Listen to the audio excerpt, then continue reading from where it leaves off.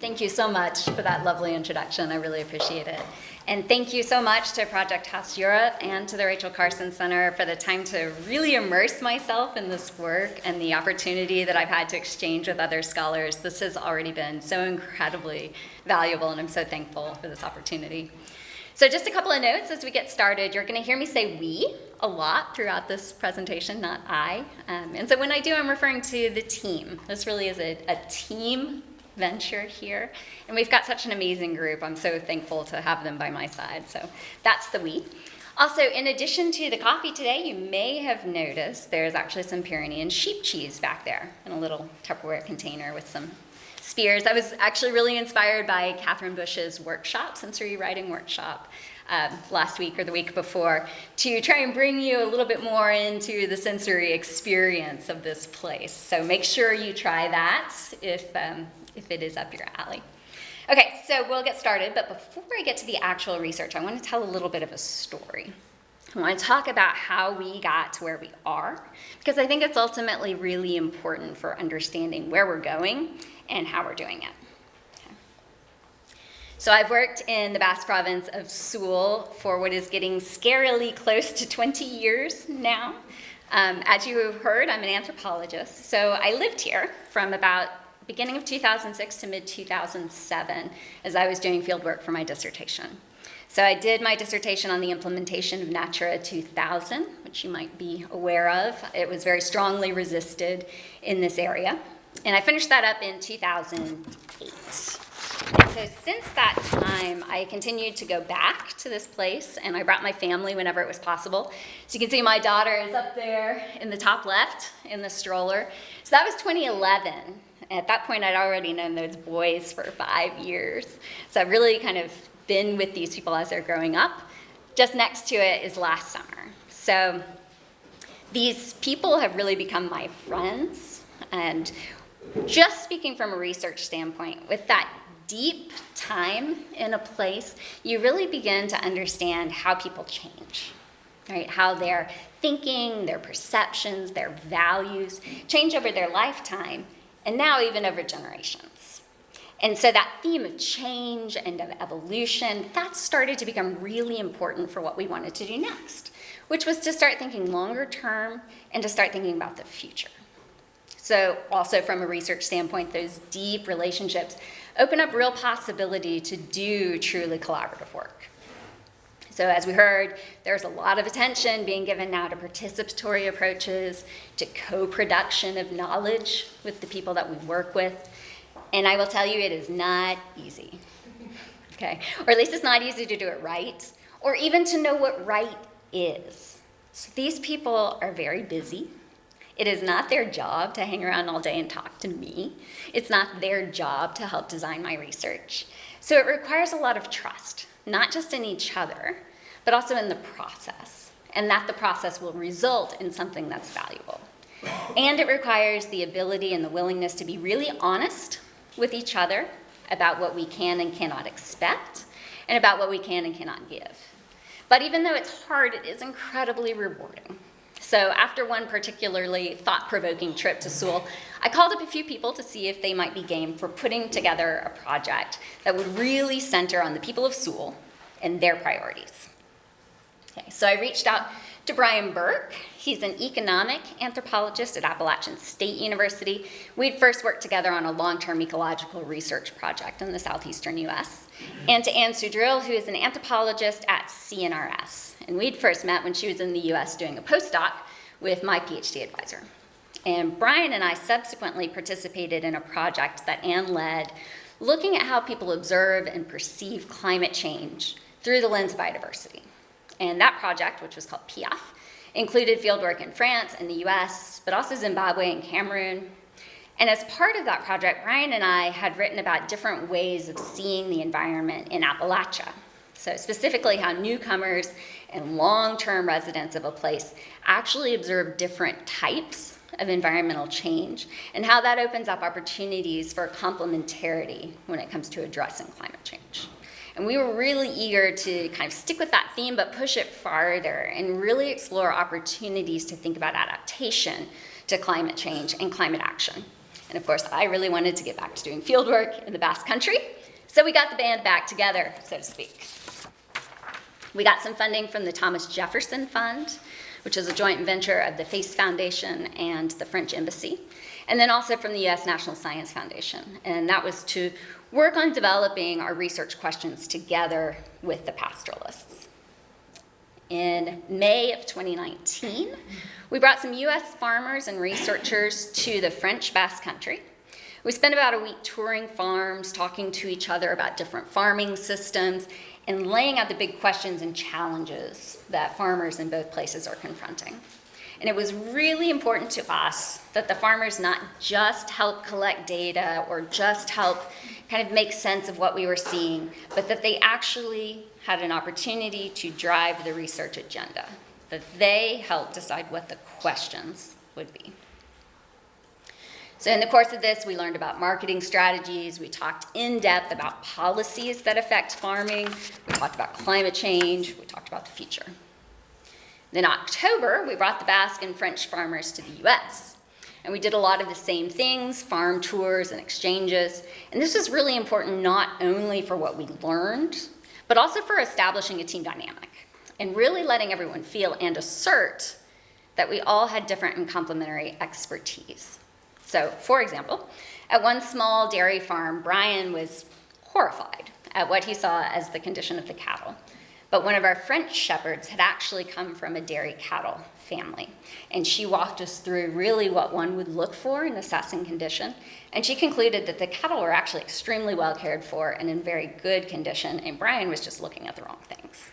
And then conversely, we went to visit this really fancy beef operation that is held up as a model of how to get farmers paid for the work they do. And the researchers were all really intrigued by these possibilities. And the French farmers were extremely critical and said it actually looked a lot like smallholder exploitation to them. So at the same time, the farmers were really curious about the questions that the social scientists were asking, about the connections we were trying to draw. And it was really gratifying for us to hear them say that they thought social science was important for understanding the way the world worked. So this gave us a foundation for mutual respect and for understanding of the expertise that we all brought to the table for the work.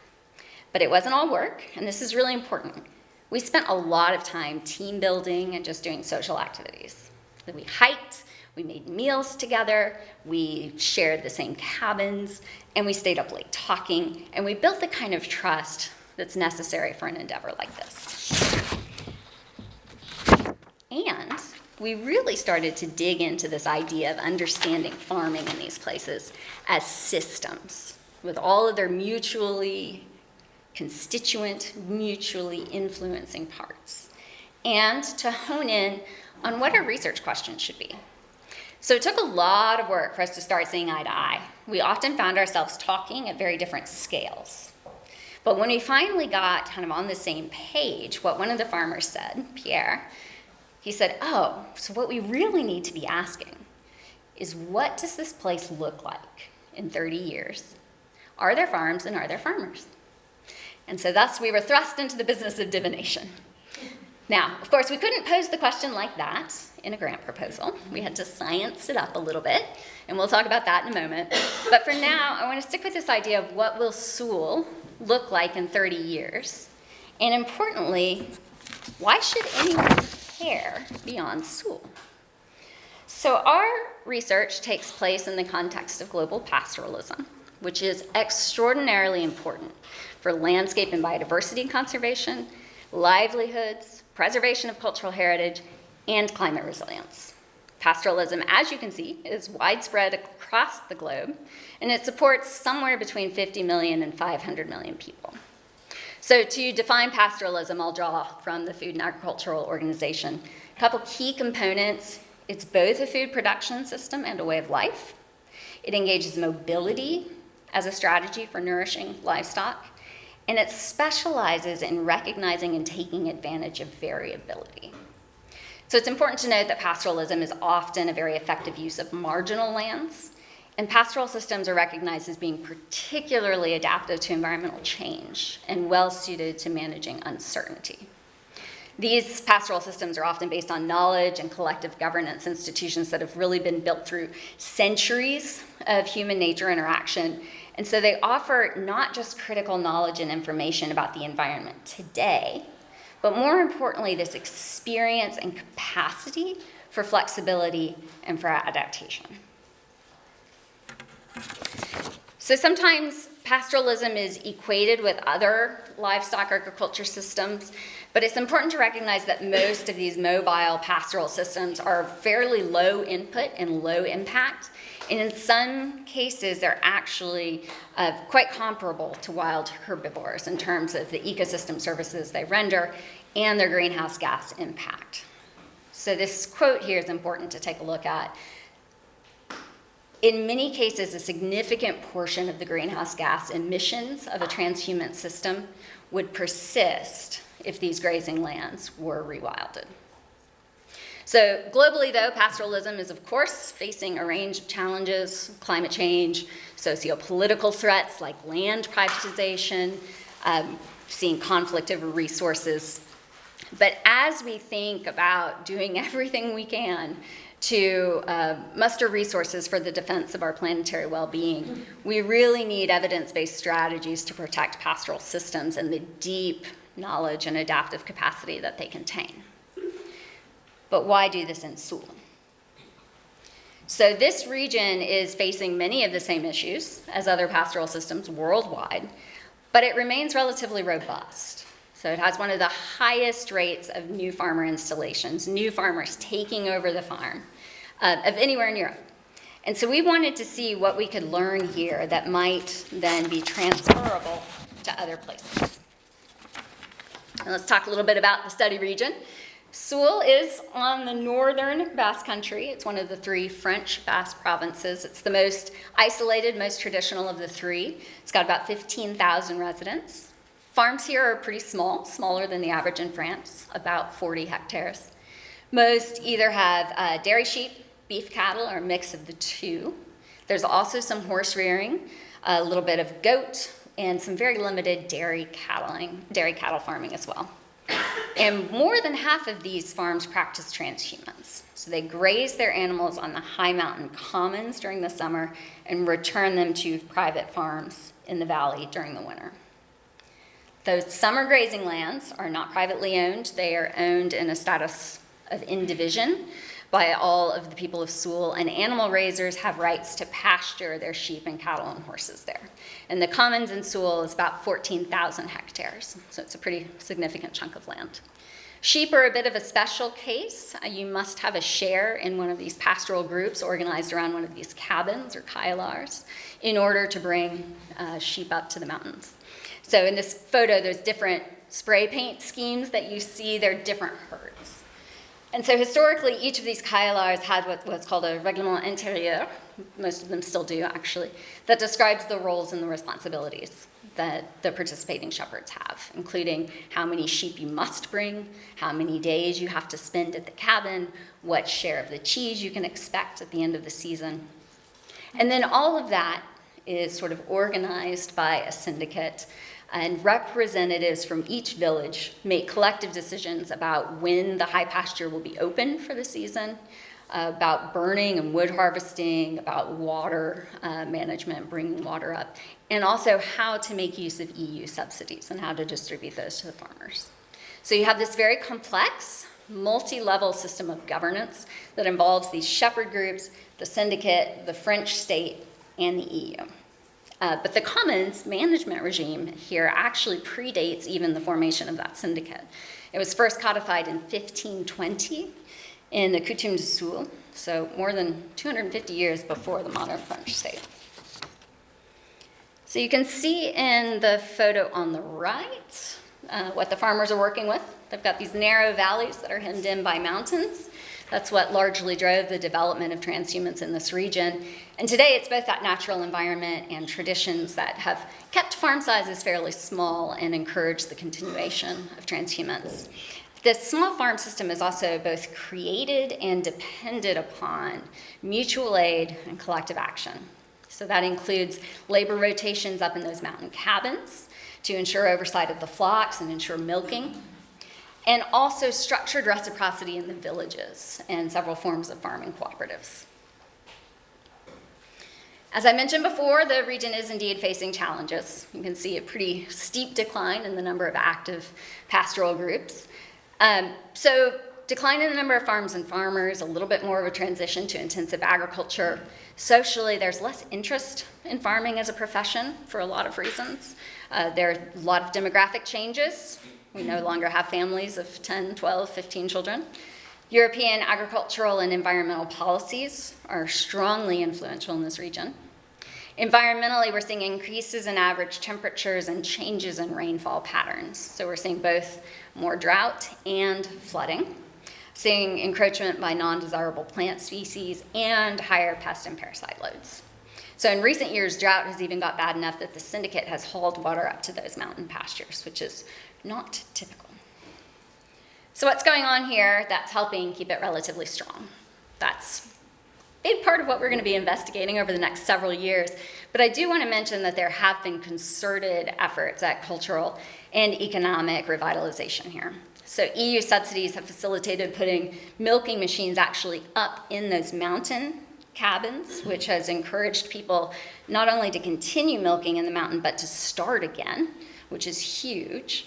La Ranza Gambara, which is a local organization, has dedicated dedicated programming for people who want to transmit their farm or for people who want to take one over. There's been a lot of work on sort of marks of quality and marks of regional orientation.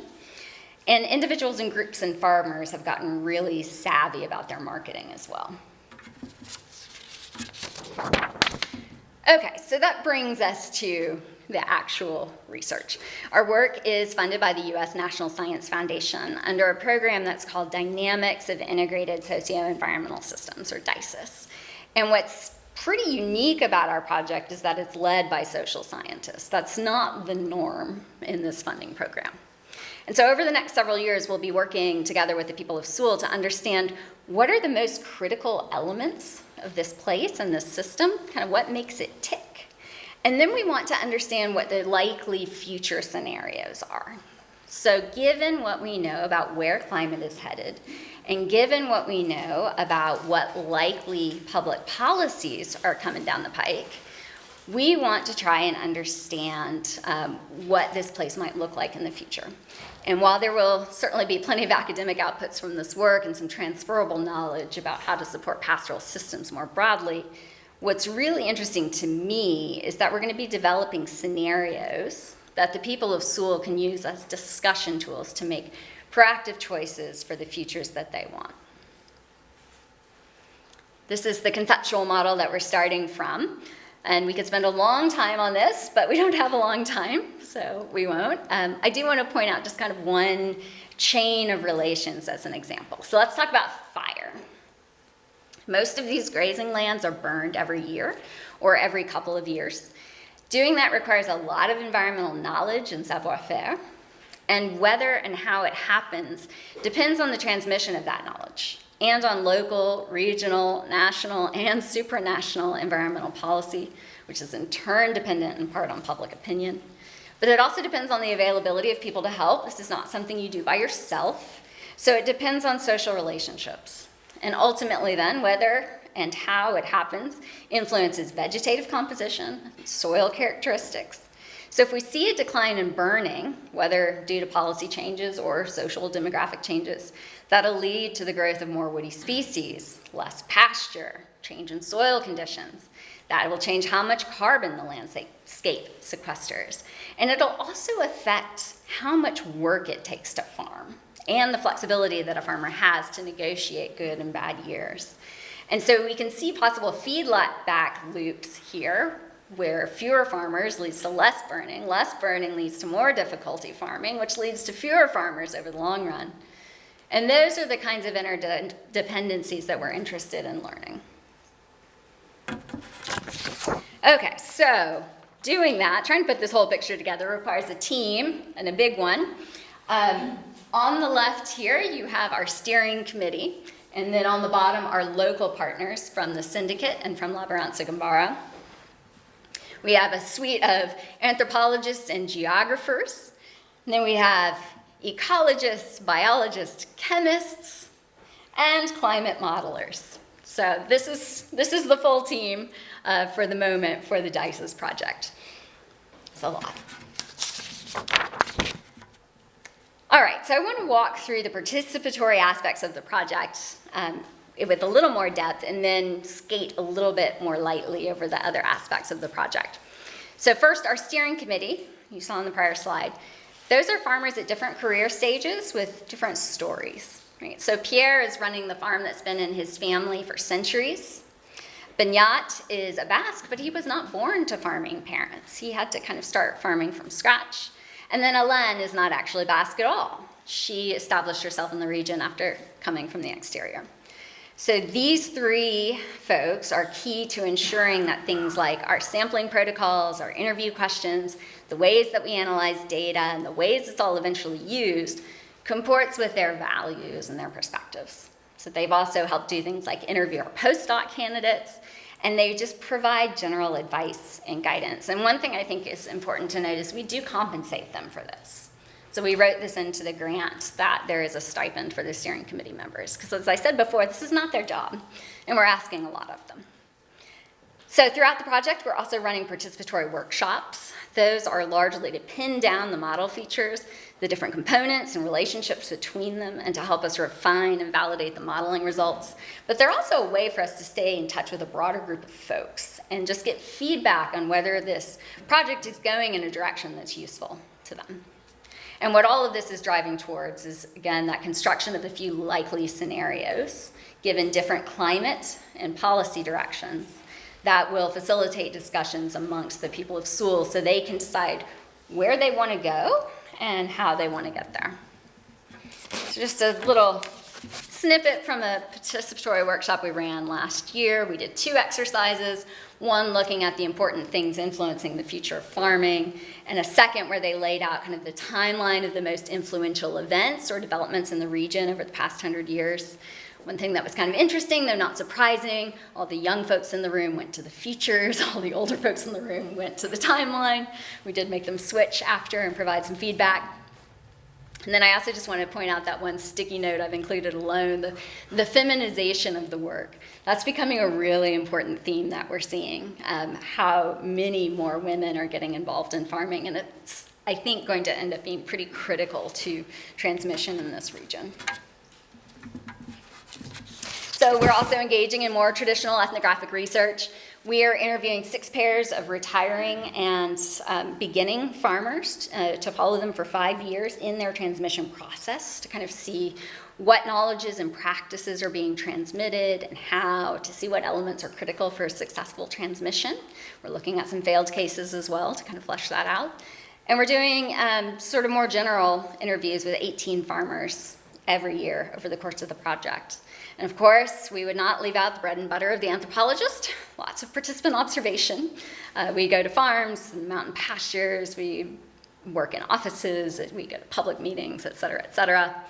And we're doing interviews also with policymakers at various levels to understand kind of what policies are in development and how policymakers consider the impact of what they're considering. So of course, the Common Agricultural Policy is the 800-pound gorilla here, but nature conservation policies are also really influential. And strategies like farm to fork or carbon farming also have a lot of potential to have great impact here. In addition to looking at policy through interviews, we are spending some time in the records of the Syndicate of Sewell. Yes, that is a handgun. Yes, it was just sitting in the archives. So apparently the guards used to be armed. So this is an interesting way of representing it. So the syndicate, again, is that organization that manages the grazing commons. They have written records of all of their meeting notes, of all of their management actions, of all of their correspondence with farmers and with municipalities, all dating to the founding in 1838. And that's what it looks like. It's just in a bunch of piles and boxes. So it's turning out to be a lot to go through, but it's incredibly rich. And so we're really focusing there on two things. One, we're looking at major policy developments in the recent past, and then looking at how the syndicate has responded. And then two, we're looking at the climate record to see if there have been particularly salient weather events, and again, looking and seeing how the syndicate has responded. So I'm skipping here a lot of work with soil and vegetation sampling and climate modeling just for the sake of time, but there is all of that going on as well. So what are we learning so far? Climate concern is really increasing. So I'm from the US. Many farmers in the US are not terribly interested in talking about climate change. That's never been the issue here. 20 years ago when I worked here, people were very concerned about climate change, but it was a global issue, not a local issue. They didn't think it would bother them. They thought they were very protected in the mountains. And that is not the case anymore. So we've seen a huge shift here. People are now very concerned about the impact of climate change in their own lifetimes. I think some of that is probably due to the extreme weather events that they've seen. There's several abnormal years in a row. Farmer mentalities are shifting to some extent as well, particularly if we talk about something like how we think about quality of life. I was starting to see a shift when I was doing my dissertation research here, with people really starting to reference France's 35-hour work week and a desire to organize their work so that they could have vacations from time to time. But it's actually really developed since then, and there's a lot of attention being given to how to thrive and not just survive, and how to work together to share the load, how to be in community with each other. And then this idea of obligation is one of the things that I'm finding most interesting. So the continuation of farming in this region has for a long, long time been dependent on the idea that children are obligated to the family patrimony, right? That one child must remain at the farm to keep it going. And the most poignant description I've read of that was that the eldest was both privileged and sacrificed to the interests of the lineage. And that's changed enormously since that time. But it's not that obligation has entirely disappeared. It's changed. And again, not everybody feels this obligation anymore, but those who do often don't feel it to the house, the eche, the family patrimony, but rather to the region and to the culture and to being Basque. And so we're really early into this process, and I can't draw a lot of conclusions at this point, but I'm really curious if and how this might relate to a broader opening. A willingness to build new associative forms and collective action beyond what has already existed for decades, and an increased willingness to integrate outsiders. So this is just one of the things that we're starting to hear in this vein. We asked one farmer, a young farmer, to kind of think forward about what would happen when he would retire. And he doesn't yet have children, but he said that he would try and transmit it to children, and if not to them, then to someone else, so that the farm continues on the whole of the Basque country. And it's just this broader view, I think, is very interesting. There's also been quite a shift in the willingness to bring outsiders in and actually transmit the farm to a non-family member and a non-Basque. And one of the questions I find quite fascinating with the integration of outsiders is, to what extent might it be necessary to open the doors to non-Basques in order to maintain Basque traditions and ways of life? So what happens next? We have a very, very busy spring and summer on tap. We'll be doing our second round of biophysical sampling at soil and plants. We are going to be finishing coding all of our interviews with farmers from the first year. We've finished a whole round of interviews. We're going to be running more participatory workshops, and we're really starting with the policy maker interviews and policy analysis now. And at our full team meeting in July, one of the big things that we're going to be doing is to begin connecting our diocese project with our Belmont project. So earlier this year, we were really excited to receive funding from Belmont Forum under the Climate and Cultural Heritage Call. And this project officially began on May 1st, so it's brand new. But it's really designed to kind of take the work that we're doing in France and expand it to Norway and to Spain. It's going to allow us to deepen some of our climate work. And actually, this is wild and really exciting, but a graduate student who's coming on to do some of this climate work is actually in the room today. So very fun, serendipitous event there. So in addition to doing more climate work, we're going to get to do some really exciting outreach and public engagement with this. So a few things. One, we're developing a tool that we're calling Cache. And it's designed to help cultural heritage managers determine the strengths of their pastoral systems and the vulnerabilities to climate change, and to outline likely future scenarios so that they can kind of guide communities through efforts to decide on how to pursue the futures that they desire. So for that French project, we have 5 years, we have $1.5 million, we have a huge team, but not every system has that. And so what we want to do with this Belmont work is see if we can kind of slim down a protocol so that people can, with many fewer resources and much less time, get a sense of where the strengths and vulnerabilities of their systems might be. So that's one thing. We're going to be doing paid trainings for 30 journalists, 10 in each country, with the expectation that they produce at least one story at the end of this. So I'm actually a former professional journalist, as is Tom Moat, who's on the project. And we have a great journalism school at UGA that we're hoping to partner with. But we want to be able to teach people, what is cultural heritage? Why does it matter in a changing climate? And also give folks basics of climate science for the region and actions that people can take to safeguard cultural heritage. We're also going to be doing policy briefs for policymakers at different levels. And we're really fortunate to have a lot of expertise there in our team from the Basque Center for Climate Change, and also the University of Lausanne folks have done a lot of work with FAO. So we're doing outreach to policymakers. And then finally, we have the opportunity to do some participatory filmmaking with the farmers, which I'm really excited about. Okay, so we're at the end of the presentation, but this is a photo of a sunrise, not a sunset, because I wanted to think about kind of where we're going, what the future is.